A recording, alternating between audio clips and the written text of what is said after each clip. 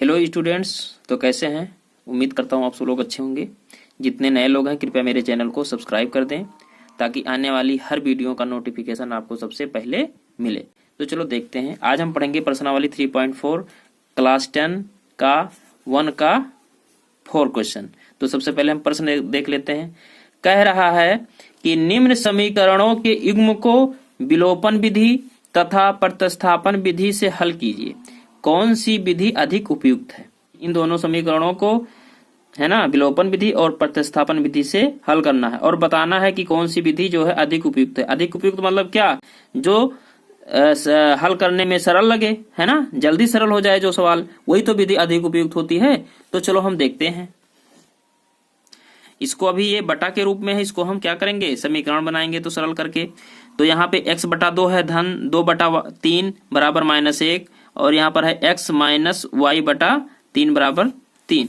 तो अब यहाँ पर देखो ये बटा है, इसका हर बराबर है नहीं, बराबर है तो हम क्या करेंगे, 2 और 3 का क्या ले लेंगे, एलसीएम। तो 2 और 3 का जब हम एलसीएम लेंगे तो एलसीएम जानते ही हो, 2 किससे कटेगा, 2 से कटेगा, 2 से 3 कटेगा, नहीं कटेगा तो 3 उतार लेंगे और फिर 3 से ये काटेंगे, 3 एकम 3। अब देखो यहाँ पे 1 1 आ गया, 2 और 3 का एलसीएम क्या हो जाएगा 6। तो यहाँ पर हम क्या करेंगे 6 लिखेंगे, क्या लिखेंगे 6।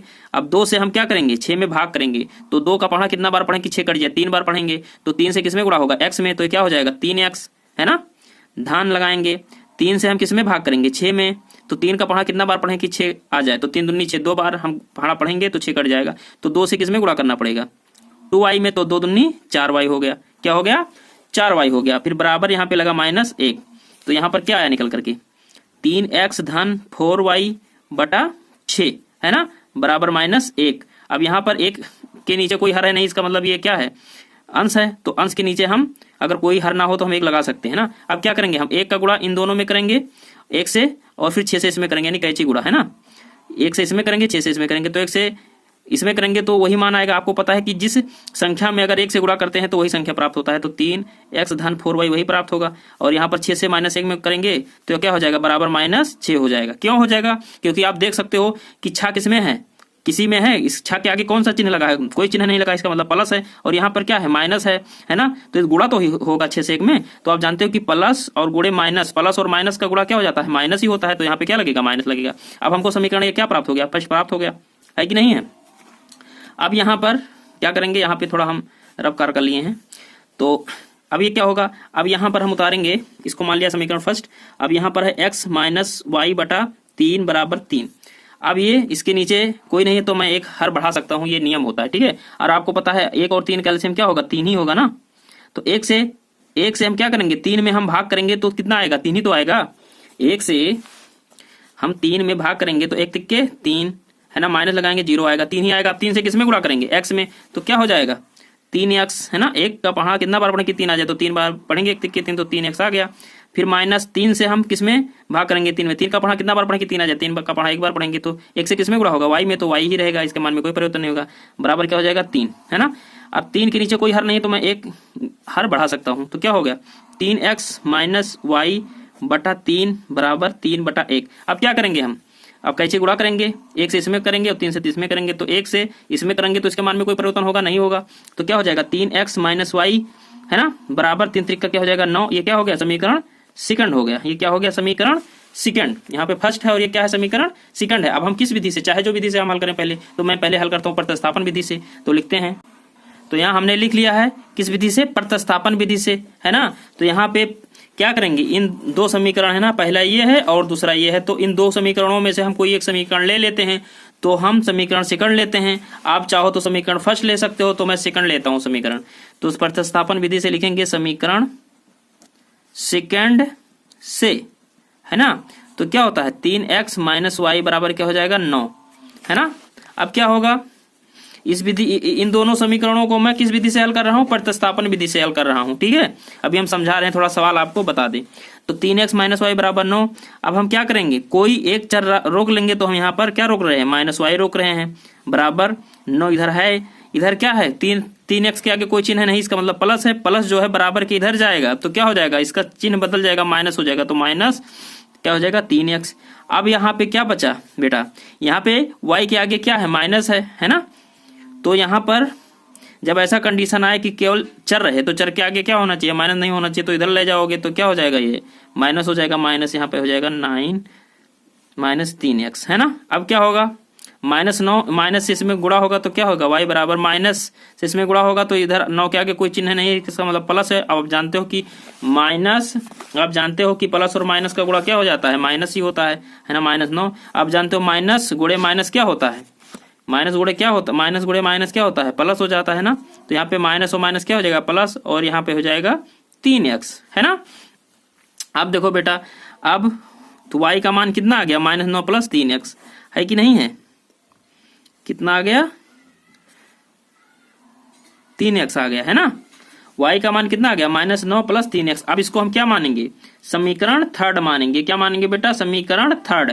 आपको पता है कि समीकरण थर्ड किससे आया है, समीकरण सेकंड से आया है, समीकरण थर्ड, है ना। तो कभी भी समीकरण थर्ड का मान क्या रहेगा, हम सेकंड में नहीं रखेंगे, किसमें रखेंगे, फर्स्ट में रखेंगे, है ना। अगर हम समीकरण थर्ड का मान जो है समीकरण सेकंड में रख देते हैं तो हमें कोई मान नहीं प्राप्त होगा, ना x का मान प्राप्त होगा, ना y का, यानी कट जाएगा, है ना। तो इसलिए अब हम क्या करेंगे, y का मान किस में रखेंगे, समीकरण फर्स्ट में रखेंगे, है ना, सेकंड में नहीं रखेंगे। सेकंड में रखेंगे तो y और x कोई भी मान हमें नहीं प्राप्त होगा। तो फर्स्ट समीकरण कितना है, अब यहाँ पर समीकरण फर्स्ट आ गया, 3x + 4y बराबर -6, है ना। अब y का मान कितना है, -9 + 3x, तो 3x, है ना, +4। अब यहाँ पे y का मान कितना है, -9 + 3x बराबर -6, 3x यही रहेगा। अब ये आप जानते हो कि ये प्लस है और ये माइनस है, तो प्लस और माइनस का गुणा क्या हो जाता है, माइनस हो जाता है ना, और 4 9 36 हो जाएगा। आप जानते हो +4 और प्लस का गुणा क्या होता है, प्लस से हो जाता है, तो प्लस यहाँ पे होगा, 4 3 12x बराबर -6, है ना। आप जानते हो कि 3x और 12x जुड़ जाएगा, क्यों, क्योंकि x समान भी है और इसका घात भी समान है ना, तो 12 3 15x हो जाएगा, है ना। -36 इधर है, बराबर किधर जाएगा, तो किसमें हो जाएगा, +36 हो जाएगा। क्या हो जाएगा, +36, यानी -6 + 36, है कि नहीं है। अब आप जानते हो कि 36 में से +36 में से 6 घटेगा तो क्या होगा, +30 तो होगा, जिसका चिन्ह, जो संख्या बड़ा होता है उसका चिन्ह तो लिया जाता है। तो यहाँ पे हम शॉर्टकट में लिख देते हैं 15x बराबर क्या हो जाएगा, 30, है ना। अब 15 और x के बीच में कोई चिन्ह नहीं, इसका मतलब x है, इसका मतलब गुणा है। तो यहाँ पर इधर 15 गुणा में था तो इधर जाएगा बराबर के, तो किस में हो जाएगा, भाग में हो जाएगा, नहीं हो जाएगा 30/15। अब 30 और 15 किससे कटेगा, 15 से, तो 15 कम 15, 15 दूना 30। x का मान कितना आ गया, 2, x का मान कितना आ गया, 2। अब x का मान समीकरण थर्ड में रख दो तो खट से y का मान आपको पता हो जाएगा। तो यहाँ पे समीकरण थर्ड आ गया है, y बराबर 9 + 3x, तो x का मान 2 है, तो y बराबर होगा -9 + 3 × 2, है ना। तो y बराबर -9 धन 3 दूनी 6। अब -9 में से 6 घटेगा तो कितना आएगा, 3। अब जानते हो प्लस और माइनस घटता है ना, तो कौन बड़ा है, 9 बड़ा है, तो 9 किस में है, माइनस में, तो माइनस यहाँ लगेगा, तो y बराबर कितना आ गया, -3, है ना। x का मान कितना आ गया, 2, और y का मान x का मान 2 आ गया, y का मान कितना आ गया, -3।